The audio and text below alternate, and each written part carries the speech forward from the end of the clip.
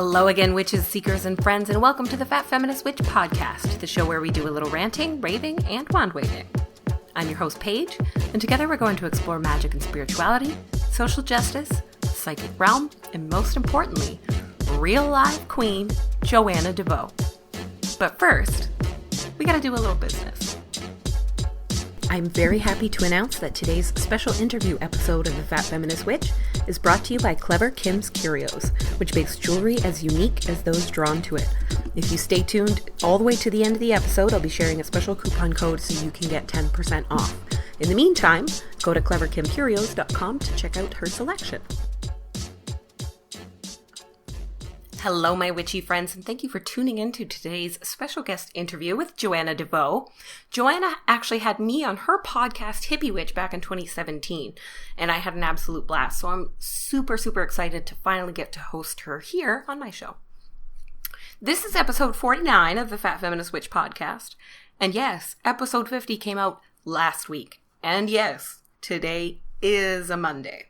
Now, Joanna and I talk about a lot of things in this episode, but we especially focus on her Queen program, which starts August 1st. But sign up for that closes on July 31st, which is Wednesday. So I wanted to make sure you all had the chance to hear more about Queen and about Joanna so that you can sign up before the deadline if you feel like it's right for you. Exciting, right? So I hope you don't mind that it's a Monday when I put this out. It is Mercury retrograde, like I said last week, so you're just going to have to roll with it, I think. So Joanna DeVoe, super excited. Joanna is also known as the kickass witch, and she's very enthusiastic. She's so funny, and she's really empowering. And she's the kind of witch who blends her magic and spirituality with a little bit of psychology and the law of attraction. And you know I love a little bit of psychology. Her podcast has over 400 episodes, like so many when I think about it. And she's had guests on that I could only ever dream of interviewing. Although as soon as I said that, I heard her voice in my head that she was like, no, that's not true. Just do whatever you want. Go for it. She's great. So Queen is a 5-week audio journey that helps you work with the archetype of the Queen. And you know how much I love working with archetypes.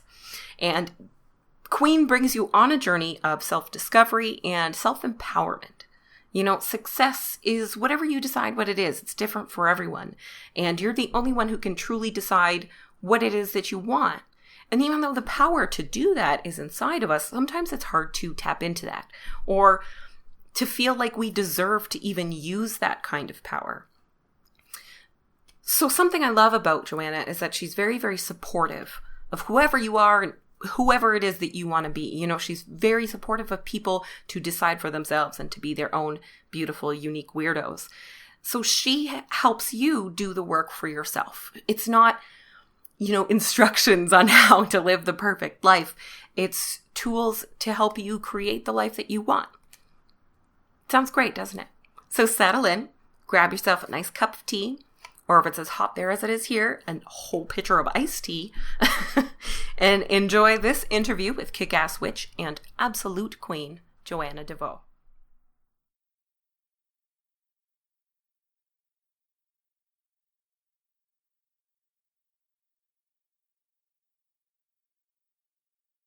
Thank you so much for coming on the show. I'm really excited to have you on my show after I was on your show. I'm so excited. Mm-hmm. Thank you. Yeah, I'm really excited to have you here. I'm really excited to talk about your 5-week Queen. Is it a course? Course that's coming out. Program. Yeah, it's an audio journey. Audio journey. Oh, I love that.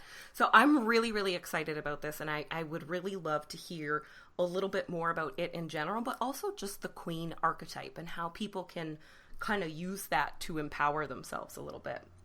Totally. You want to know what's funny? I was just listening to your episode that you did on money while I was eating my lunch before I talked to you. And you're such a rad podcaster, first of all. So let me just have you put a pin in the idea of doing audio journeys, because I figured out that people listen to the podcast because for some crazy reason they like to hear me talk. And I was like, well, I focus my products more in that direction as opposed to reading. like a ebook or whatever, although I do sell those. So I really love it, and you would be fabulous at it. But listening to you talk about money, it made me nervous. It brought back all the feelings of my 20s and some patches in my 30s. And I'm 45 now, for people who don't know who I am. Hello. And it just you reminded me of the shame of being broke. Yeah. And when you were talking about your friends having to pay for you or having to just like come down to your level, and not wanting to invite you to do things, I was just like, oh my God, I have butterflies in my stomach. I haven't thought about this in so long, and it's so real. And for me, this actually ties into what you asked me. For me, first of all, you're totally rocking the queen journey yourself. Thanks. Like whether you've embraced that archetype deliberately or not, like what I was listening to and hearing, I was like, well, yeah, that's the queen journey, is like waking up to something like that and then doing something about it. And then even saying like, you know what, I'm not perfect at this. I haven't completely healed myself, but I'm on that path. I am healing. I am progressing. And for me, the queen has so much to do with money and financial independence and really reclaiming who I am as a person outside of a relationship with a man. It's really complex, but that's how I feel like the queen archetype picked me. Have you ever had that experience, like when you do a word of the year or something and you feel like it picked you? Yeah, absolutely. I was, I did the first day of your free 3-day like companion to this, and you were saying that queen was your word of the year for 2016. I was like, oh my God, I totally do this. And I wanted to know what was your word for the year for this year? Leap. Oh, I like that. Yeah, it's kicking my ass too. That's the thing about doing a word of the year. If you really do it, it's more than just like, on New Year's Eve, I pick a word of the year and then I forget all about it. But if you actually work with the word, it starts shaping you and confronting you with all these different challenges. Like the year of joy was last year, and it ended with my beloved Otis, my pet. Some people might call him a familiar, my black cat. He passed away on solstice. So my year of joy, and this guy was like the joy bringer. And I feel like the word of the year is about fully, comprehensively getting to know what it actually means, in the case of a queen, to be the queen of your own life, for example. Yeah. And when I got to the end of 2016, the year of the queen, I was like shouting it everywhere. I was like, I am nowhere. I feel like I'm just now starting to maybe understand what this is about. So I've just kind of carried it on. So like my year of joy was about like, how do you be a joyful queen? Or my leap year is about how do you be a queen who leaps into the unknown? I always bring it back to the queen because I think I'm in it for life. I feel like, who knows what the future will bring, but it's just, witch is the only other word that I took on as a label that rocked my world in a similar way and for similar reasons. That's so great. I love the word of the year concept. And when you were saying that it just chose you, that's so fantastic because it really sounds like it did. And it sounds like, even if it's not like permanent or forever, it's been a few years now and you're still building on this queen journey and energy. Mm-hmm. I found it started for me, Athena. For years, I would say I'm not a goddessy witch. I would say that on my podcast all the time. I'm not goddessy because at the time it was like all my friends were like super into the goddess. And if you get into witchcraft, there's this whole goddess culture. And I was like, I rejected the idea of religion and God. Like when I was a teenager, why do I need a new God? Even if it's a woman, I just didn't relate to that. And then again, I feel chosen. I feel like Athena picked me. There's like this whole story behind that too. But I started working with Athena and I started associating her with the Queen of Swords. Yeah. And that's, I think, just how I slowly but surely was led to the queen. And I did that first year just for myself, although I never do anything just for myself because I can't shut up. I'm like, you guys, oh my God, I just learned this thing. Or, I like to share. Oh my God, I'm the same way. It's so bad. Yeah, that's why I'm so excited to get to talk with you, because we have that in common. It's for sure. I'm just so excited. Yeah. Yeah. And I love that we live in an era where you can just share your personal journey and it ends up being helpful to other people who relate. It's just such a cool time to be alive. Yeah. And into 2017, I was like, wow, that was such an empowering figure. I just started writing down everything that was coming into my head, like all the lessons I had learned and everything. And it just turned into this audio journey, this 5-week, it's called Queen, 5 weeks to reclaim your personal sovereignty. And it was just like all these ideas were coming out. I couldn't wait to share it. And there's a couple of videos and stuff, but I was like, this is what I want to do. I want to help other women have that experience. Yeah. And then that's how the Queen program was born. That's awesome. So,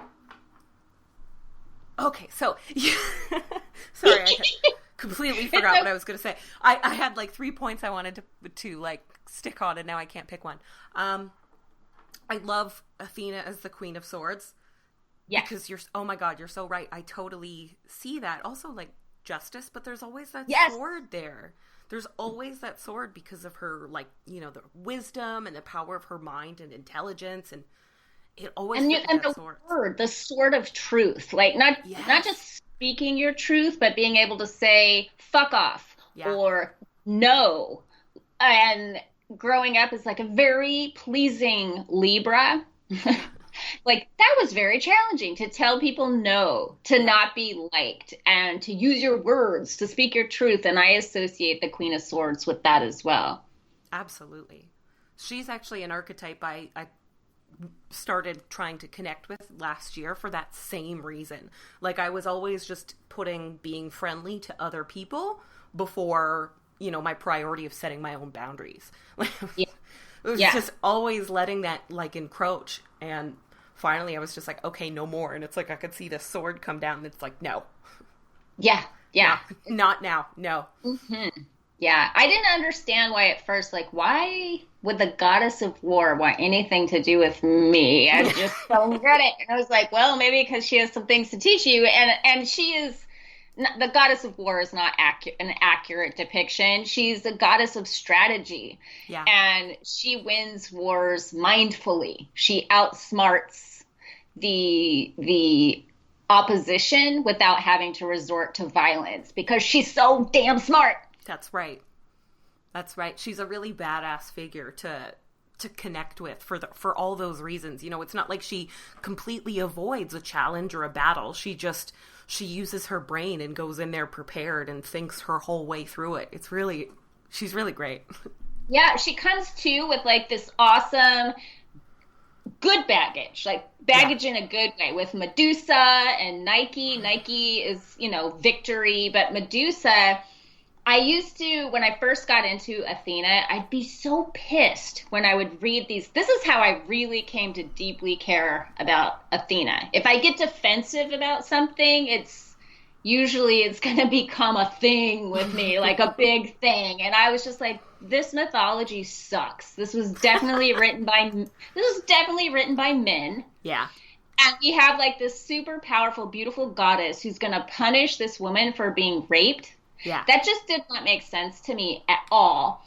And my friend Dawn had a blog at the time, The Goddess Diaries, and I wrote this piece very impassioned about Medusa and how Athena actually wears Medusa on her breastplate in solidarity.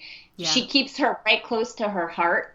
She's literally wearing the face of Medusa over her heart. And it's a feminist thing for me, which I think you might be able to appreciate. Yeah. Yes, I can. queens recognize other queens and support other queens. And that's one of the worst tricks of the patriarchy, is to turn us against each other. Absolutely. Yeah, I love all the feminist, like, revisions of these Greek myths. And it's not like they're a complete revision, because a lot of times the original story was a little bit more balanced, you know? In the original story, Athena really was helping Medusa out by making her this, like, powerful creature. But over time, being told by men so many and filtered through our society, they just become something different. Mm-hmm. And I love the way they're all getting rewritten. Like, Medusa is really great, and Persephone's getting a lot of rewrites, and that's really fun. Totally. That's another good one. Yeah. And the rewrites or the revisions, I guess, they're kind of necessary, and they make the myths a little bit more applicable to us. Yeah, I really attribute that to what I see as the democracy of art, which I don't know if, like, whoever invented the internet could have imagined this time, but all of a sudden it's like the people, it's people power. Like, I know we feel disempowered politically, a lot of us, or we're frustrated with what's going on, but I love the way that we're shaping pop culture and telling a woman's story from a woman's perspective, or telling a person of color's story from a person of color's perspective, or there can be this huge trend of, like, hashtag whatever, and then all of a sudden these powerful industries and filmmakers, they start paying attention and they start going, oh, there's a market there. And it's bizarre how capitalism is, like, following the lead of the little people. I enjoyed that. Yeah, they're following us around just a little bit. They really are. Yeah. And then they try to emulate us, which is funny. And then it's interesting when they end up hiring people that they, like, find on YouTube or whatever to be their brand spokesperson. I'm just like, this is so, I never could have imagined this. It's crazy. Yeah. It's surreal. It's a really cool but kind of bizarre time to be alive, especially because we remember the time before the internet existed, and it was like a whole other world. Yes, it was a whole other world. It was like living on a completely different planet when I think about it now. Mm-hmm. So you mentioned Medusa and Nike and Athena. Do you work with any other specific goddesses or queens in history or stories throughout the 5 weeks of Queen? This could be embarrassing depending on who hears this. But I love pop culture. Let me give this some context, okay? I'm doing something called the Summer of Magic. It's my Summer of Magic because I typically struggle in the summer. I find it depressing and irritating, and since I've been walking the wheel of the year for however many years, I found the summer to be more, I've learned how to tolerate it. Yeah. But this year I was like, I'm not just going to tolerate the summer. I'm actually going to, like, tap into the magic of the sun, and I'm going to have this amazing kick-ass summer. I'm going to find a way to actually enjoy it and, like, get as much out of it as I can. So then I decided that J-Lo, Jennifer Lopez, would be my summer queen avatar because she's 50 years old. And is she really? Yeah, she's doing this tour right now. She's on the road. She's got a couple movies coming out. She's a huge movie coming out called Hustler that's just now starting to do promotions. She's a mom with 2 little kids. She does so much, and now she's doing this whole birthday tour for the summer for her 50th birthday. And I'm like, okay, wow. I'm not a pop star kind of person. I'm more like rock and roll. So she wasn't someone I thought about until recent years when I just started having respect for her work ethic and the way that she's, like, demanded to be taken seriously, because in the beginning she was not the beauty ideal that Hollywood valued. And she was like a backup dancer, and she was, like, doing all that. She fought is what I'm trying to say for who she is. She created her own image. And to me, that's so queen-like, to be that intentional and that driven and that confident, to be like, dude, I'm awesome and you shall see. That's true. That's true. It Yeah. takes a lot of guts. And I mean, she's been doing it for so long now. I can't believe she has new movies coming out. That's exciting. I just watched Enough like last week. Oh, yeah. Yeah. It is. Well, she looks exactly the same by some freaky thing. I don't even know how she's pulled that off, but that's man. beside the point. It's just like that energy level is just like, wow, okay. All right. All right. I'm going to try to focus on this and watch a bunch of videos. And when I need a little boost, listen to some J-Lo music or something and let that fuel me. And I have found a million years ago, I did an episode on creating your own pop pantheon. Yeah. Because for me, pop culture has just always been of the utmost importance. I love books, I love movies, and I have found that I get more out of working with a modern day representation of an archetype typically than I do like digging into the ancient past. Absolutely. I relate to that. I very much relate to that. Yeah. So for a long time, it was like, what would Oprah do in this situation? Or Jack White is another big one of mine. Like, what would Jack White do? I feel like that question is just, if you're working with any archetype or you're using a celebrity as the kind of role model for life, that's such a good question. What would Paige do? Oh my God. Paige would do nothing. She'd go hide in her room with her cat for sure. No, it's not true. It's probably not true. Chances of not. me doing nothing are not very good. Yeah. And also, I mean, you are a product of this time. Yeah.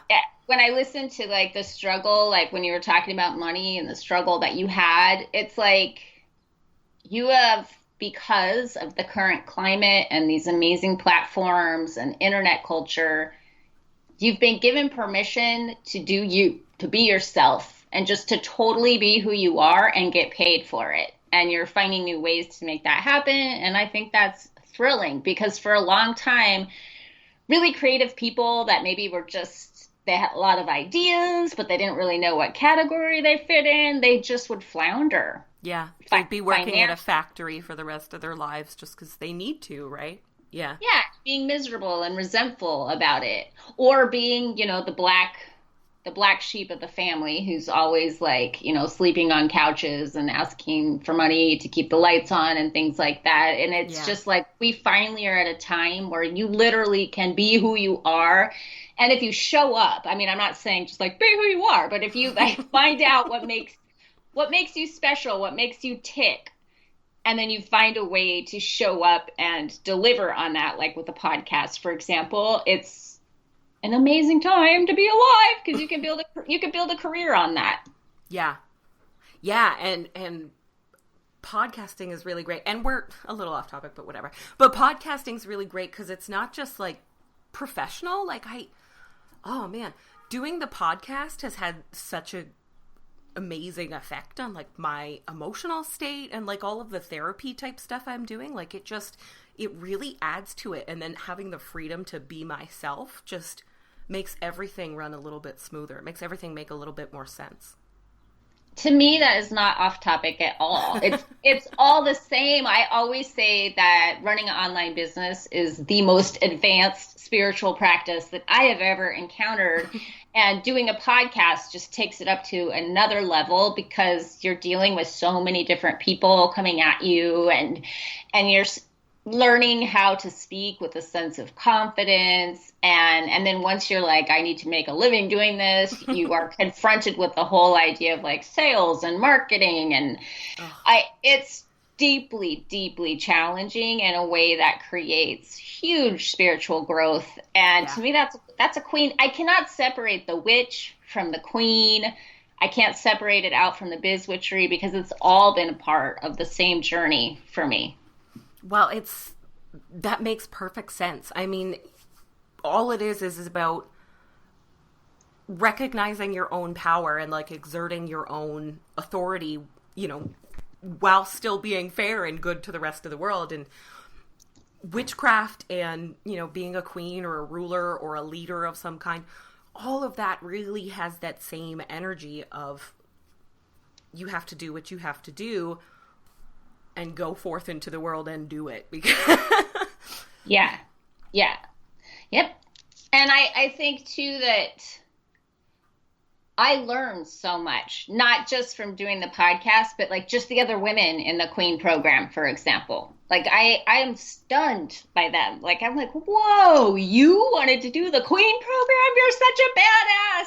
I've had women sign up that make more money than I do, that have more visible careers than I do, that seem to have their shit together at a really high level. And what's interesting about women like that too is they'll always say, oh, I can always learn more.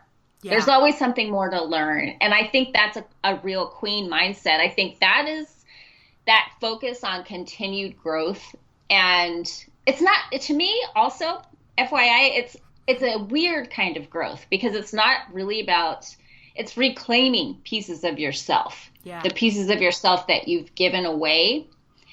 And you expand, but it's really you're expanding into who you've always been and who you were always meant to be, like who you were when you were a very little girl before the world started like taking chunks out of you. Oh, that's such a good way to say it. It's true. Taking chunks out. That's kind of what it does. Yeah. Yeah. That's interesting. It's kind of inward growth. You're imploding. Yeah. Imploding Queen. I love this idea. And I've definitely had that experience in my own private group. The people that are in there, like I learned so much from having all of those other people. Like even when they're just like discussing stuff I wrote. Yes. Yeah. I learn new things and I see things in my own writing or podcast episode that I hadn't noticed before. Yeah, you don't even know it's there. Yeah, I have no idea. It's all about other people's perception and like that connecting with other witches and people, and a lot of them are women, but not all of them, but connecting with them has been like a huge part of my all around development, spiritual development especially. And that one of the other things that I love is that like they're so supportive of each other and just like constantly cheering each other on, and in a really cheesy, awesome way, you know, like just the super support. And that so surprised me. It surprised me. Like I've had other programs that I've done where I've had, you know, a private Facebook group and, you know, and lots of conversation has happened there, but there was just a different quality to women who want to work with the Queen archetype that surprised me. I was like, whoa. We did at some point, one of the rounds, I do isolated rounds. So it's not like evergreen. It's not running all of the time. I do it once or twice a year. And one of the rounds, I asked something about, I was talking about women friendships. And it was surprising to me how so many women were saying like, I don't have any women friends, or I need more women friends. And I was like, literally, we're all saying the exact same thing. Interesting, because it was so strange because we were all, it's like being in a room full of food and saying, I'm hungry. Yeah. Oh, that's so sad, but it's real. You start to feel really disconnected when you don't have, you know, other people that you kind of relate to. And it sounds to me like the Queen vibe is not just about like recognizing that you're a queen, but kind of recognizing the queenliness in other people too. Yes. Yeah. That's what I'm trying to say. Yes. Yeah. And the best thing too is if you can see a quality in somebody that you admire, you're just seeing something that you already have in yourself that's wanting to come out. Yeah. So it's great to start looking at like, just, you know, when you're watching TV or scrolling the internet, just keep in your mind, like, I'm on the search for queens. And then when you find one that like really gets a rise out of you and you're like, Elizabeth Gilbert is a queen. Why do I think that? What makes her a queen? And you start asking yourself that, and then you can turn it on yourself. Like, well, where do I have that quality? Or where could I develop that quality in myself? That's awesome. Yeah. Yeah. That's beautiful. I love this idea that we just go around seeing exactly who we want to be all over the place. We see ourselves everywhere. The shadow is so much like that. And in the witchy community, we put so much focus on projection from a negative point of view. Like, Yeah. you know, like you're seeing your own shadow in other people when you feel really, really charged up by something and you're like, what an asshole, what a jerk, what a loser, what a creep. I can't stand that person. Like if you're having a really big reaction, you know for sure that you're seeing something about yourself that you don't love. And we focus a lot about that in the witchy community. Like shadow work is such a thing. But also, like, the opposite is true. Like, when you see somebody and you're like, oh, what a goddess, what a queen. Oh, my God, she's so amazing. I wish I could be like that. If you have a really charged up reaction to someone like that, it's the same thing. You're projecting a quality that you already have onto that person. And that leaves clues. That means you can reverse engineer that shit and find out, like, oh, how am I also awesome like this? It's like finding out a cookie recipe. Yeah. Put together your own cookie recipe. That's that's fantastic. I love the idea of just kind of finding inspiration in all of the people around us. Mm-hmm. Yeah, versus just looking at, you know, ancient queens, which are still great, but I love the idea of looking at people that are actually like here and now and like in our time living this queenly lifestyle. Yeah, and for me, it's so much about empowerment. That's why I can say, like, Jack White is a big... he's not a queen, but he gives me the queen feels because he's such an aggressive, excited, joyful entrepreneur. Yeah.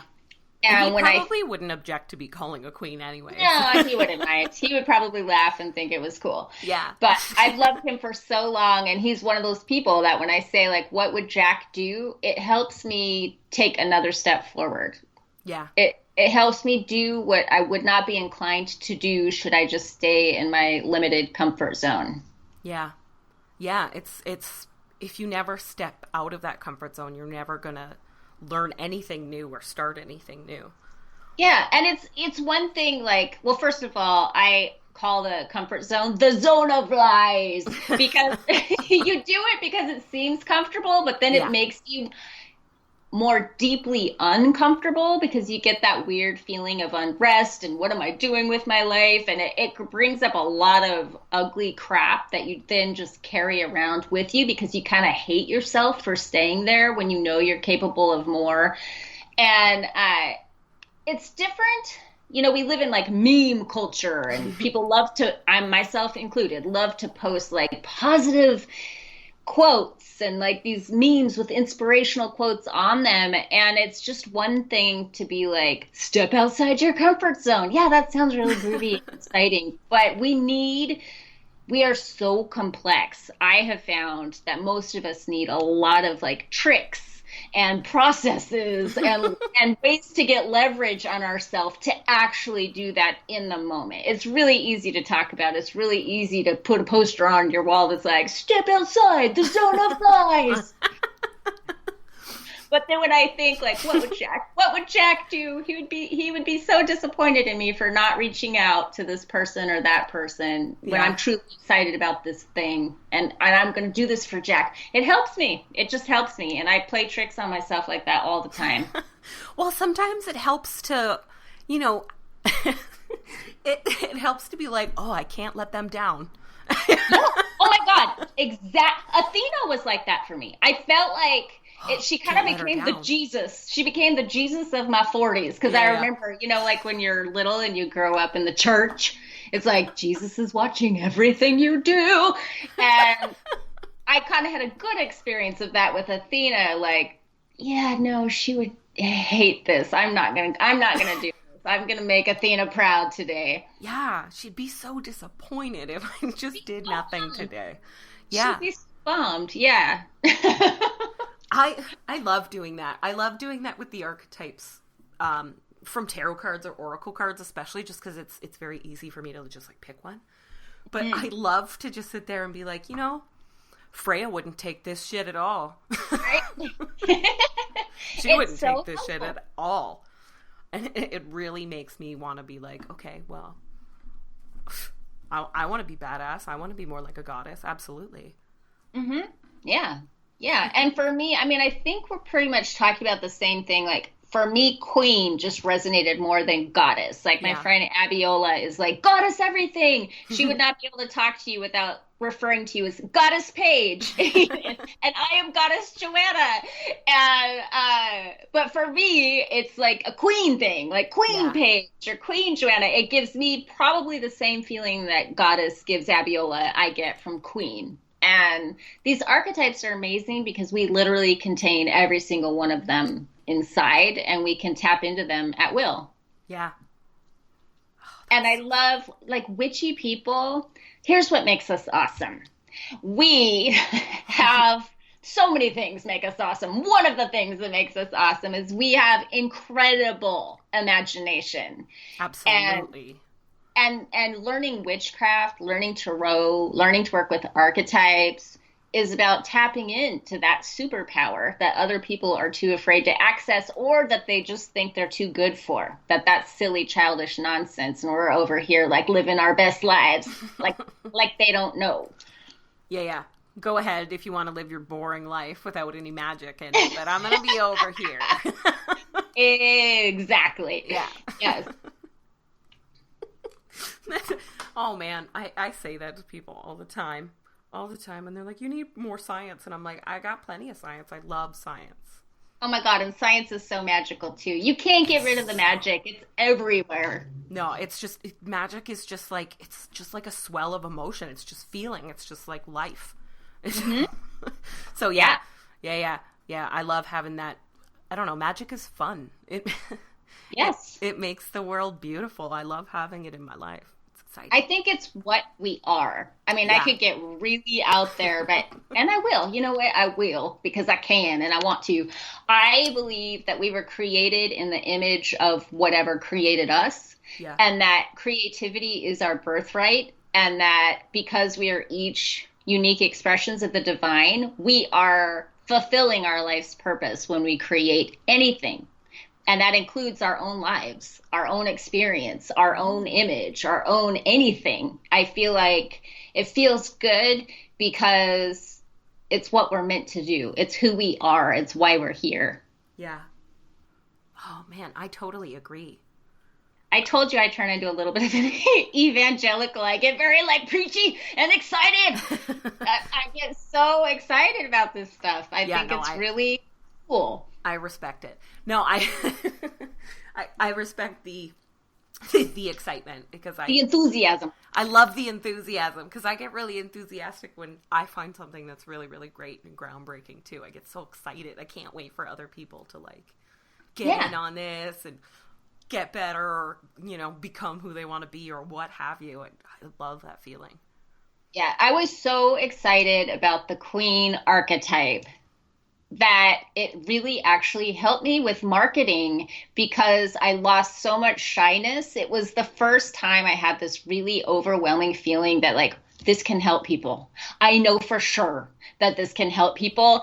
And I had heard, like Marie Forleo say, like, marketing it's a service, you're helping people by showing them that they need this thing. And that it made sense to me intellectually. But when I found the queen archetype, I was like, people need to know about this. Oh my gosh, it's amazing. So it just, like, newsletters would just come flying out, where I was just so excited and turned on, because I knew it changed me in so many ways. But one of the ways too would be like, I'm going to write a newsletter. I'm going to send it out to 8,000 people. And if only one person reads it and is like, you're speaking right to me, I needed this so much, I feel like my work was done. Screw those other 7,999 people. If one person has a real experience, it's totally worth putting yourself out there. Absolutely. I totally agree. Agree. The emails and stuff that I get that just say things like, wow, your podcast totally helped me, rediscover witchcraft or whatever. And even if it's just that simple, I'm like, yep, this is why I do this. This is exactly it. Mm-hmm. This is exactly it. Yeah, that's my payment. It can sustain you. Well, then also the queen thing, I have to hop all over that and be like, no, girl, you need to get paid. Oh, yeah. There's a lot of different kinds of getting paid.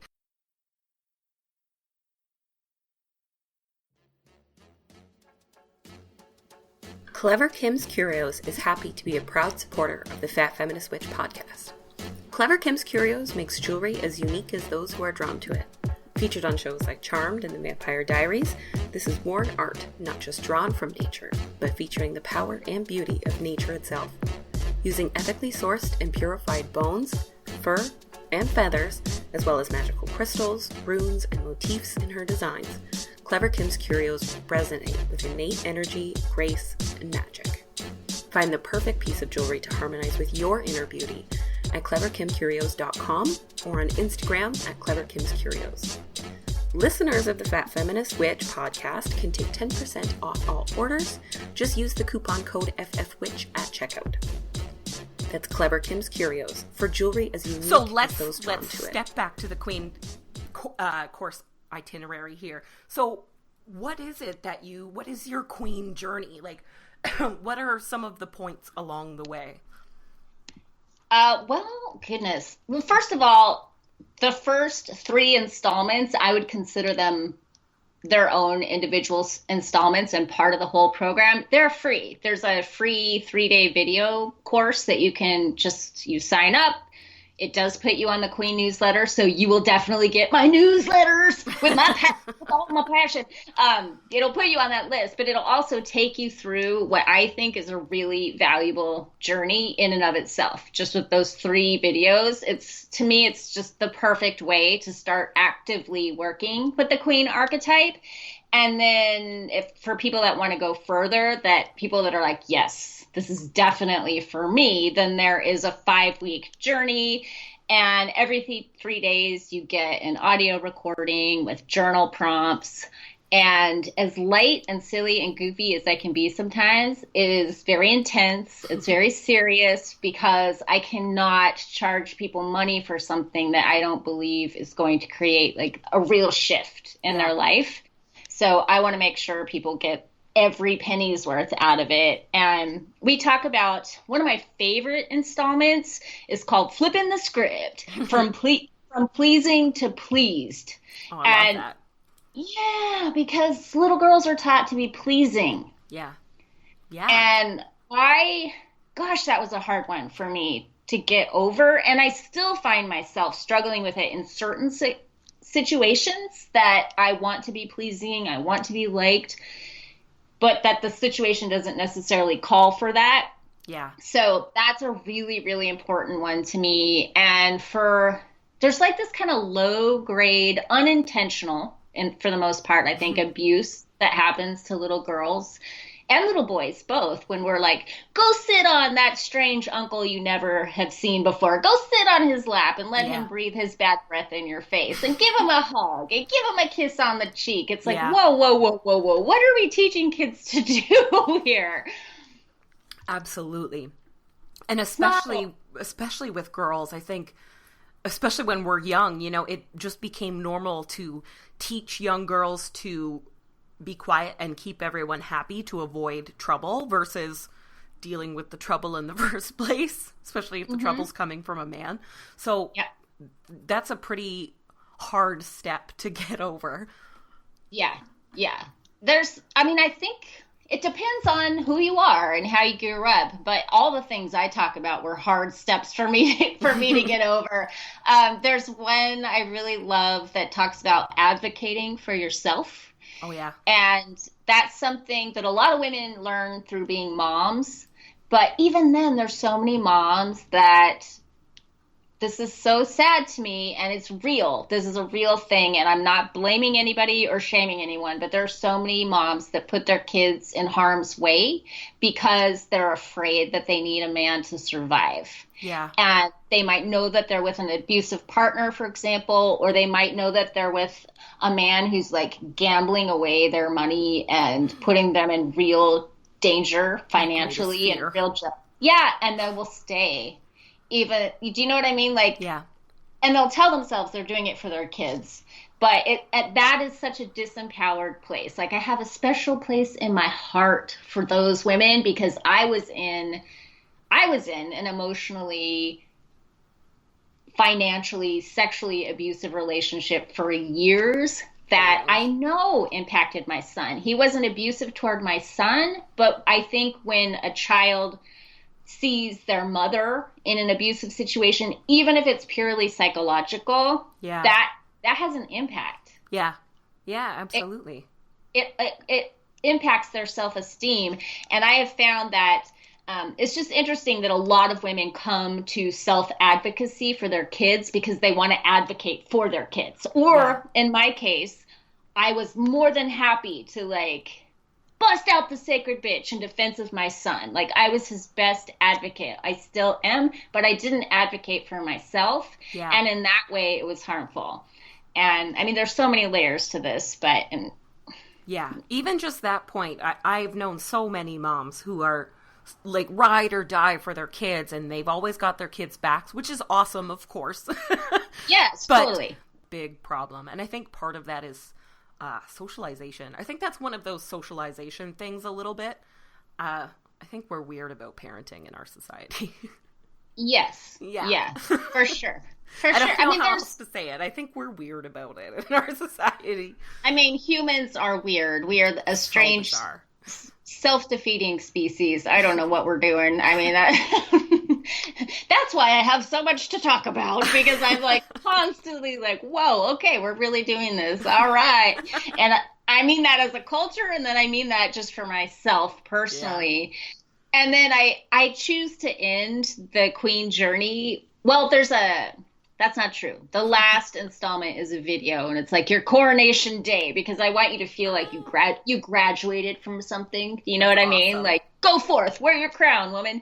But the last audio installment is about money. It's about fiscal sovereignty, because, like, going back to what I was just saying, that impacts everything, but particularly if you're in a relationship that you feel you can't leave. Like, being financially sovereign is power at your job. To have, like, you know, like a fuck you account where I can leave any situation, at any time if I have to. I'm not going to stay in a situation because I have to. Yeah. That's so important. And I feel like women especially, but anyone, they just don't get the information that, like, you need to have a plan for yourself. It's okay to have a separate bank account, even if you're married or in a relationship or whatever. Like, it's okay to have your own stuff. It's okay to have your own money. It's okay to have that stuff. And if you don't, that's abuse. You're trapped. That's abuse. If you're in a relationship where you're a stay-at-home mom and a housekeeper and your husband controls all the money, that's an abusive situation, because you should have your own money. It doesn't matter who's getting the paycheck if you both are contributing to the household. And this is another thing I get really fired up about, because it's fine. If you want to be a stay-at-home mom, that's totally cool. Absolutely. That's legit. Being a mother is hard work. It's important work. But also you need to be protected financially. And you just never know. You know, your husband could pass away, or you could find out that he has this happened to me. I found out my husband had this whole secret life I did not know about. And it involved money, it involved sex, it involved all kinds of shady things that I did not know were going on. And that happens all the time. Yeah. And women are inclined to be like, not my husband. No, he wouldn't do that. Yeah. You wouldn't do that. But the shadow is real. The shadow is hidden. That means you don't know everything about yourself or the person that you're with. Yeah. And everybody keeps things about themselves in the dark. Everybody keeps a few things to themselves completely. And sometimes those things take over. Particularly if they're shady. Yeah, if they're already a really shady person, those things are going to be even worse. Well, if they know the thing is bad, if they know, like, I'm a serial cheater, they're not going to tell their wife that. Or if they know, like, I have a gambling problem and I'm constantly risking my family's financial welfare, they're probably not going to go tell their wife that. Probably not. They're going to be like, everything's fine, honey. Don't you worry. I got it taken care of. And they're going to leave for work and then, like, be like, I got to go to the track. Holy crap, she's going to kill me if I don't, like, get this money. You know, it's like, come on, people. Like, we are familiar with what the shadow is. So let's just acknowledge that we need to protect ourselves, even from the people we love the most. Yeah. Financially, have an open heart. be loving, be trusting, be generous, but also like advocate for yourself and take care of yourself and make sure that at any moment you could leave if you needed to. Yeah, that's so important because we're so fortunate to live in a time now where you can be married and be independent. You can be married and your own person. So you might as well grab both those things. Mm-hmm. And it's worth having hard conversations about, because girls are not the only ones who are indoctrinated into this bizarre cultural agreement that we have about like men and women. Little boys are too, and they can find it very threatening and weird and challenging. So it's worth going to therapy, or it's just worth having those tough conversations to explain that, like, I love you. I totally do. I just think it will set us both free if I need my own money to feel like a whole person. And that's going to be better for our relationship in the end. And that's the end of my relationship counseling today. Thank you very much. Always have a fuck you fund. Always. Always. And that goes for your job too. Yeah. Like, so many people are in jobs that they hate because they feel like they cannot leave. Yeah, absolutely. Oh man, I've so been there, and I was so poor when I had to quit those jobs and did not have a fuck you fund waiting in the wind for when I left. It was a nightmare. Yeah. Do you know who, oh my gosh, her name just flew right out of my head. It'll pop. Lisa Nichols. Do you know who Lisa Nichols is? I don't know. I don't think so. She's like a personal development, self-help kind of speaker woman, like super, talk about enthusiastic. But she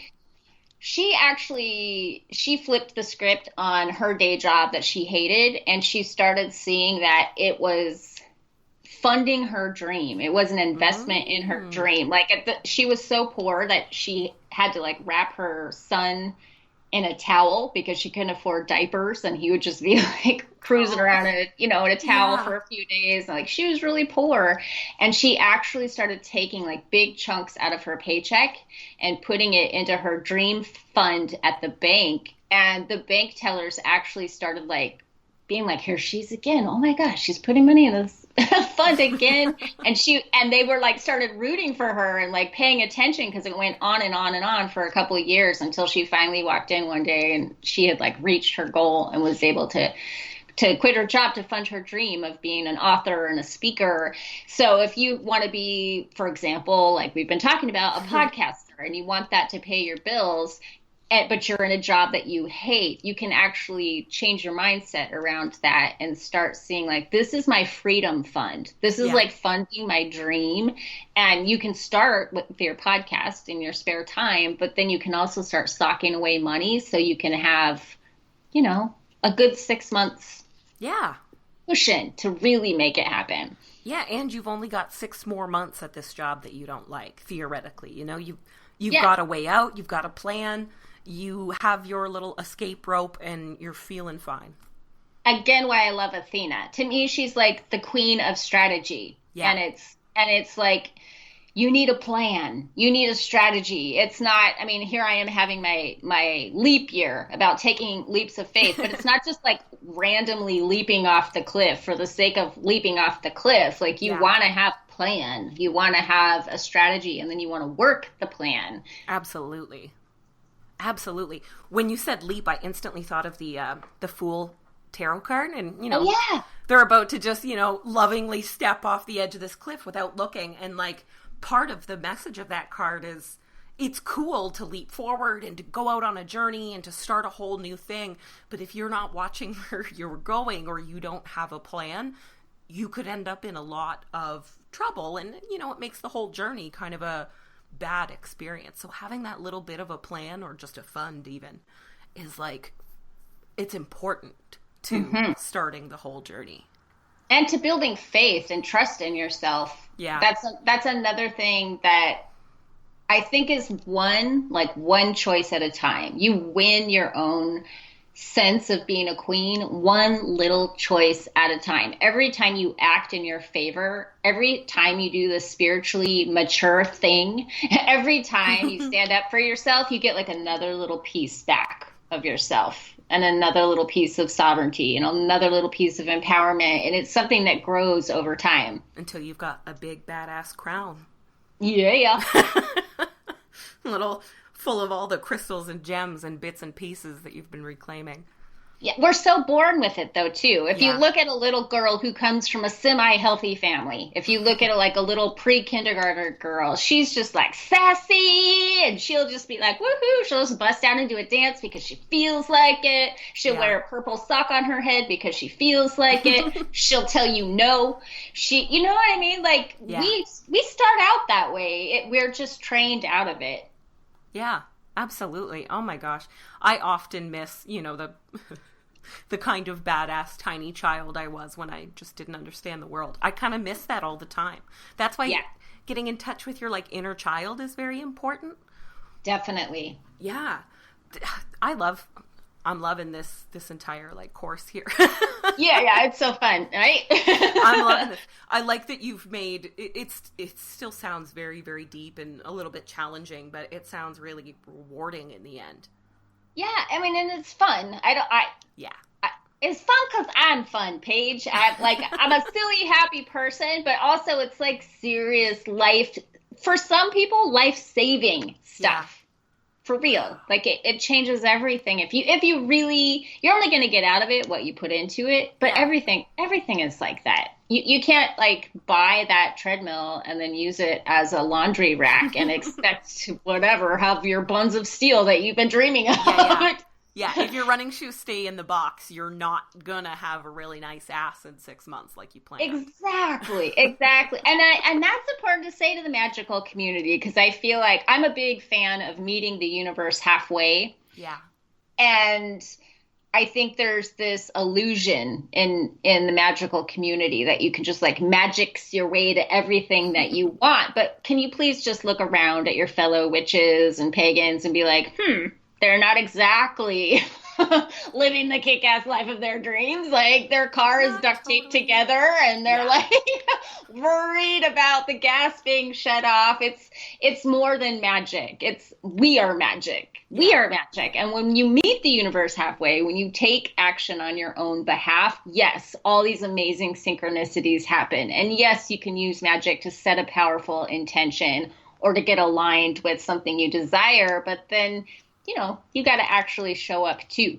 Yeah. I find that in the last few years anyway, I found that most of any sort of spells or rituals I do, they're less about like, attract money and more about working on my own issues with money or working on, my problems with money or my, my strengths with money. I find that I focus more on the self-exploration part of magic, and then that just kind of, it like works itself out after. Yes, it totally does. That's also why I'm a believer in like attracts like. If you change yourself, you change your life. If you heal old crappy patterns, you stop attracting old crappy things. Yeah, absolutely. And then you don't need to do a million spells about send cash. Yeah, I mean, I think that's a little tiny bit too related to giving your power away. It's a little bit like, help! You're like petitioning the gods, please, I need $50 to pay this bill. And then maybe you do get the $50 through magic, but then 2 weeks later you're like, help! And now I need $120 to pay this bill. Yeah. And it's just this constant having to be at the mercy of something outside yourself instead of becoming like you or who you've been waiting for, being that person. Yeah, absolutely. You don't have that route to heal the problem on your own. It's cool to need, that $50 once in a while. Sometimes shit happens and you need that money. But it's better to just be living the kind of life that supports your dreams and supports the things that you want to do so that you don't constantly have to be petitioning them for their one-time help. Yeah. And I mean, and it's cool to ask. I'm all about that. I mean, here's an interesting queen thing. Okay. I would love it if Paige, the Fat Feminist Witch, was like, noticing me on Twitter and being like, oh, Joanna's launching this queen program. I should totally have her on the podcast. There's a part of me that really, really, really just wants it to be like that. Yeah. But I was like, I really, really want to be on her podcast. I definitely want to like tell whatever women are listening about the queen archetype. And then I procrastinated for like 4 days. Because I was like, what if Paige doesn't like me? What if she's just polite to me on social media because she doesn't want to look like an ass in public? What if she only came on my podcast because she wanted to promote her shit, but she secretly hates my podcast? I had all those feelings. All of those things could have totally been true. They're not, but they totally could have been. They could have been. Yeah. And then I just had that moment where I was like, just friggin' ask. For God, be a queen. Like, you're literally wanting to talk about the queen archetype and you're acting like a total chicken. Like, put on your good big girl panties and just ask. And, and I did. And this is the first interview I've ever asked for and got. And so it's a little queen milestone, Paige. That's right. Oh, happy to oblige. You know what? I'm always afraid to send out an email and ask people to be on the show. That's hard. I don't mind asking them to come on my show because I love promoting other people. I love helping other people. I love introducing my audience to new people. But then I guess I have self-esteem issues around but would Paige's audience want to hear from me? I don't know. Maybe other people don't like talking about other people. Maybe I'm too weird. Oh my God. If you're too weird, then I don't know what anyone's doing listening to the show. Weird must stay. There's so many of us. Yeah. And I love weirdos. I love weirdos, so the weirder the better. This has been so interesting. So interesting. I'm loving the idea of working more with a queen archetype. Like I said, I kind of dipped my toes into it last year, but I'm loving this energy, this very independent and empowered energy. That's what I'm all about. Yeah.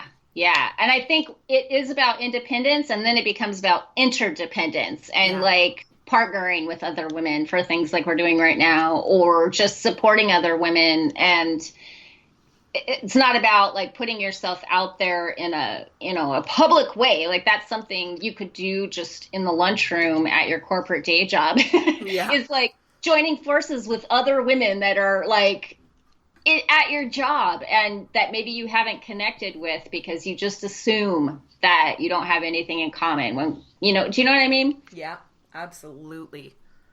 Absolutely. I do. It happens to me all the time. It can be hard sometimes. Mm-hmm. It can be hard to connect with other women. I like that. I like that you're noticing that the program is very much fostering that like supportive vibe, because that's just so important. That's so important. We want that. And yeah. I think we're trained to think that, women, we're always in competition with each other because there's only one woman can get the job or the man or the whatever. Like, it's just like old. That's just old. That's just not true anymore. Yeah. Live your whole life like you're a drunk girl in a club bathroom helping out the girl at the mirror. Yeah. I'm Gen X, and I have to say, that's a very good point.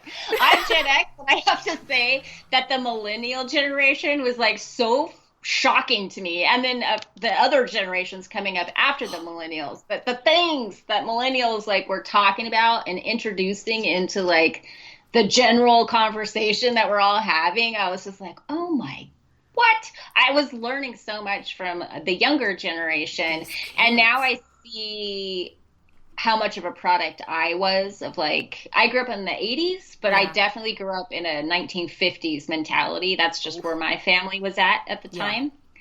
And so now I see teenagers and like girls that are just barely in their 20s that are doing things that I'm just now learning to do. Yeah.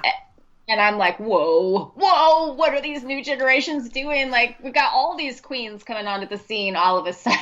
I know. All of these kids are just, like, crushing it. I have a friend who started a business. She started a business, like, forever ago now. She's younger than I am, and she just got it. Like, she just started a second one, and I'm just like, holy shit. Like, you kids are just, you're amazing. Absolutely crushing it. Like, I'm so jealous. Yeah. Yeah. It's wild. You know what I Yeah. think too? This comes back to what I was saying about the democracy of art. It's Yeah. because like these women, these little girls are growing up with like, oh, I could be president, or I could be a superhero, or they're like seeing themselves reflected. And this is a whole separate conversation, but that's why I think it's so important for women who are plus size, as they like to call it back in the day, becoming models and pop singers and actresses, or women of color all of a sudden are on the cover of a magazine, or So women that are important. older than the age of, I don't know, 30. You know, it's just like, holy smokes, we're all being reflected back at ourselves in a way that matters. It Yeah. truly matters to who we're going to become. Yeah. It's really beautiful to watch, actually, especially with like, you know, much older women who are becoming models in their 60s or 70s, and they just look so badass, like so Yes. badass, those old ladies. And I'm just like, I am loving this because they're not even from these younger generations. They're adopting that that whole philosophy where it's like, well, we get to decide who we are now. Yes. And Oh I my love, gosh, I'm so happy they're there. I'm so happy there's women that are 20 and 30 years older than me that are modeling and being held up as being beautiful, because part of sexism and part of this whole like patriarchal system that we're very, very slowly working our way out of was that there's an expiration date on you. yeah. Yeah. And that you 100%. grow more invisible as you get older, or, you know, just the language that we used. Who did I just interview? Jericho Brown said something that just freaked me out recently, and I'm really like jumping topics here, but he said he was talking about language, the language we use, and he was talking about saying like a woman got raped. Like she got something. Yeah. Like she just went to the store and got Yeah. something. I had never heard anybody say that before. And when he said that, I was like, That's messed up. whoa, oh my God. Like the language, the visuals, everything Yeah. is from this one paradigm. And that's why we're always like, oh, I'm so woke. Like that whole like hashtag is super annoying, but also super true, because we're all just like waking up like one little aha moment at a time. Yeah. Yeah. Oh my God. It's been happening a lot in the last, like, I don't know. I just keep getting this feeling like the world is really amping up for something crazy. I hope it's good. Can I tell you another random aside? Yeah. Do you know Galaxy Tone, the app, the tarot app? Yeah.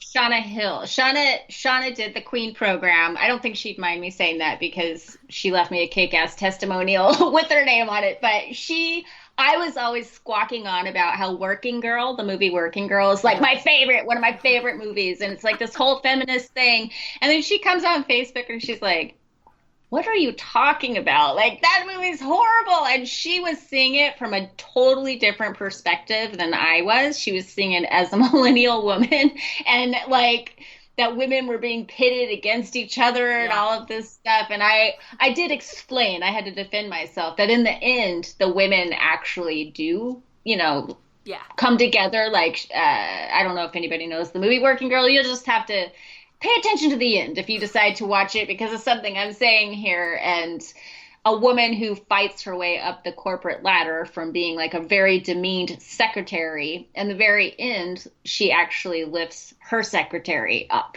And that's the message. But the whole thing, she just blew my... It's a generational thing. So I guess like younger women see that movie and they're like, well, this is crap. Yeah, because it takes so long to get to the important part. Like, you want to see that happen in the middle and then see that woman's life explode. But just all the sexual harassment, too, that I didn't even think about. I was just like, this is just life. I wasn't really like thinking about that. I was just like, yeah, that sucks, but that's just what it's like to be a woman. Yeah, it really can be. Luckily, I feel like that's going to start happening a whole lot less. Oh, you cannot get away with that shit anymore. And men that are stupid enough to try, I mean, good luck to you, sir, because you are definitely going to be a Twitter hashtag in the next 24 hours. And there's going to be video evidence of your dumb ass. Yeah. Yeah, absolutely. It's time to just realize that women are people now. Yeah. Like, I apparently that sucks for you, but women are people now, and that's just the way it is. Yeah, and the craziest thing about that, and again, this is a queen thing for me, is I'm realizing women are people. Yeah. And I'm a woman. I'm like, what? Yeah. Nobody told me. Well, it's because, some younger women now are getting that message that they're people just way earlier than you used to. Just way earlier, like.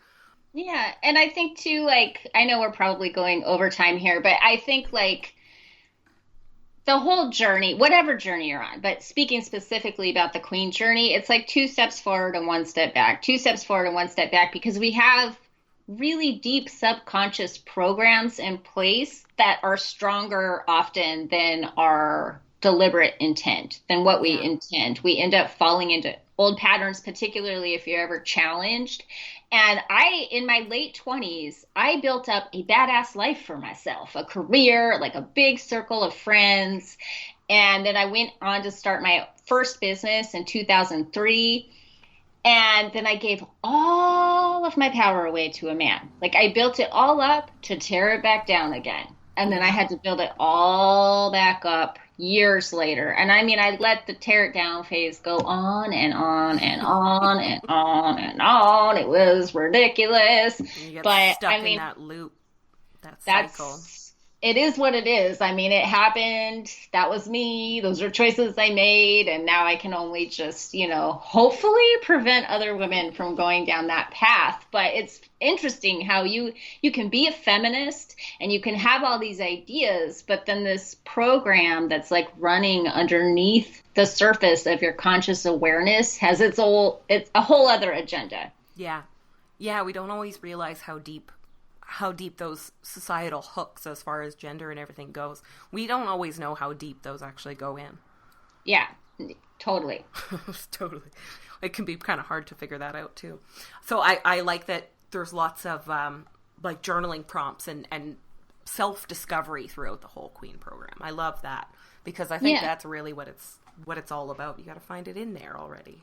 Yeah, it's self-guide. I mean, I was going to say self-guided, but I guess I technically am your guide. That's what the audio journey portion of it is for. But it's like self-study. You do it on your own time. But the reason I run the program, like I shut it down, like it's available for pre-order. And then the day we start, in this case, that's August 1st, I close the sales because I want us all to go on the journey together because it's just more empowering. You get to meet the other women. And then that's why we have the private Facebook group. So yes, everybody gets the same installment at the same time and they might do it on a different day. But generally, we're doing it together so you can show up in the group and be like, holy crap, this installment kicked my ass. And you can, compare notes and support each other. And I'll be totally honest, there's a lot of women who have not made it all the way through the program. There's quite a few. I laugh because I know who they are. And I totally don't have a judgment on that. That's fine. Like, it is intense and some people need to take it in chunks. So I always make it available to anybody who's ever done the Queen program. Like, you can do it again and again and again till you reach the end. And then you can do it again if you feel like it. Because I do it myself every time. That's great. Because sometimes you just need to consider certain things just a little bit longer. You need to really think about it, and you need to really like explore it or try to apply it in life before you can move on to the next thing. So it's cool that you can go back and like keep going at your own pace. That's awesome. Yeah. And I tend to just want to like jump in and get really deep right away. And not everybody wants to go with that pace. I think sometimes my enthusiasm like shows up as like an intensity that I don't realize is there until I get feedback from other people. And they're like, holy moly, I'm still thinking about what you said 3 days ago. That's awesome. I love that. But that's good. It's good to have that pump up energy. I'm feeling pumped right now. Hey! I'm feeling pumped right now. So I'm pretty excited. Yeah, like I said, I'm doing the free 3-day video series right now. And I loved the first part. It was great. Super relatable. And it really helped me hit on some like really serious stuff without making me too sad. Yeah, no, I think we talked about that before we actually started rolling here. But Yeah. that's like a really important thing to know about shadow work or doing the queen journey is it's really tempting to beat up on yourself when you're looking at your life. Like I was just saying, like, oh, and then I gave all my power away to a man, and then I stayed in that place for many years. It would be so easy to beat up on myself about that. Yeah. And but I can't get those years back. And all I can do at this point is just look at it and Yeah. recognize it. I don't have to shame myself for it. I don't have to make myself even wrong for it. I can just say was doing the best that I knew to do at that time. And now I know better. Yeah. So I'm going to do better. And if I don't, they say like history repeats itself. If you don't know Yeah. history, it will repeat itself. So it gives you opportunity to look, but don't beat up on yourself. Don't take it as an excuse to be mean to yourself. Yeah, it just doesn't help. Like you said, you can't go back and change it, and beating yourself up about it isn't going to fix any of the residual problems or anything from it. It's just not going to help. Yeah, and big hugs to all the moms listening who have all the mom regrets. Like Oh, they're working with single moms is like my favorite because I just relate, and I there's just so much that comes with that, like being the person who has to make all the money and keep the house clean and make sure everybody's fed, and like all the judgment that comes on you if your house is not perfect and your car is like hasn't been washed in 2 weeks and you're just yeah. like, I'm doing everything. There's so much self-hatred that can come along with a role like that, and it's so nice to lift that burden for yourself or to help someone else do it.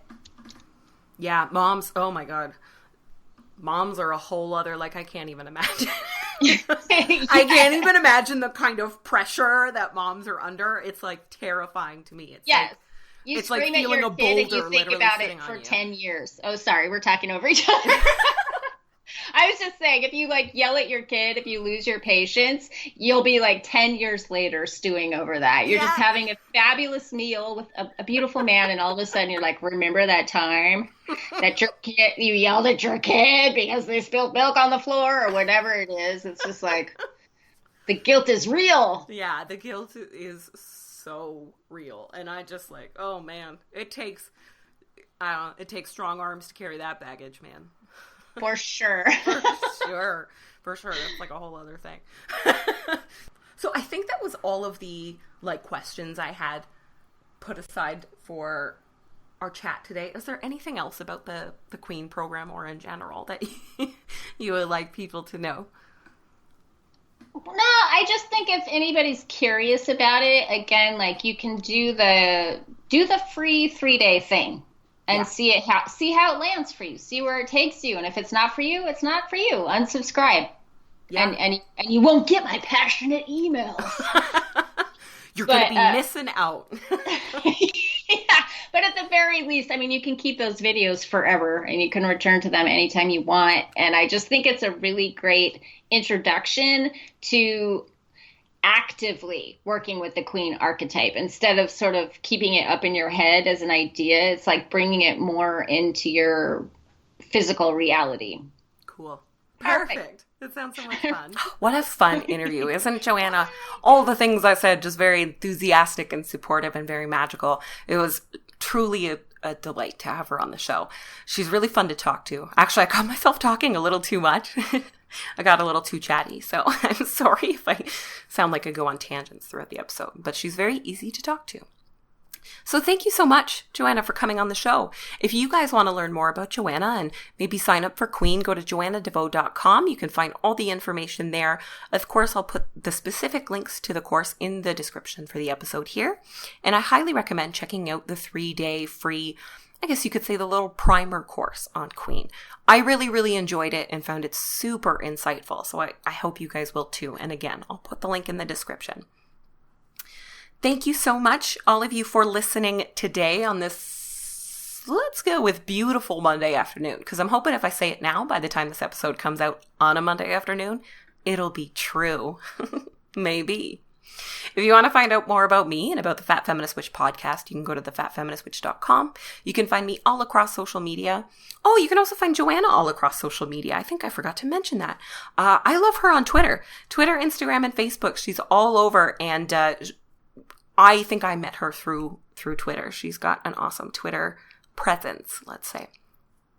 So you can find us both on social media. If you want to advertise on the Fat Feminist Witch, you can go to advertisecast.com and see the plans there. And if you would like to join my private monthly membership group, you can do so through Patreon. So patreon.com/thefatfeministwitch. It's $10 a month. And you get access to our private Facebook group where we talk about honestly, we talk about a lot of the same topics you hear me talk about on the show. Most of the research that I do and a lot of the inspiration I find for my episodes comes from the work we do in the group. So it's a great way to get a little more involved, to let me know about the books you want me to read or review, more likely, and any sort of topics that you want to see on the Fat Feminist Witch. That's a great way to kind of influence me a little bit. So thank you so much for listening and have a wonderful rest of your week. Lunasa is on Thursday, or Lammas, the first harvest of the year. So I hope you all have a really wonderful Lunasa. It's a really nice, it's a good holiday for eating. It's a good eating holiday. It's, the harvest. And before I let you go, I have a special message from my advertiser, Clever Kim's Curios. So stay tuned to listen for that because it includes a coupon code so that you guys can get a discount when you're shopping on the store. Bye everybody, and thank you for tuning in. Special thanks to the sponsor of today's episode, Clever Kim's Curios, jewelry as unique as those drawn to it. Fat Feminist Witch listeners can apply coupon code FFWitch at checkout and get 10% off their purchase at cleverkimcurios.com.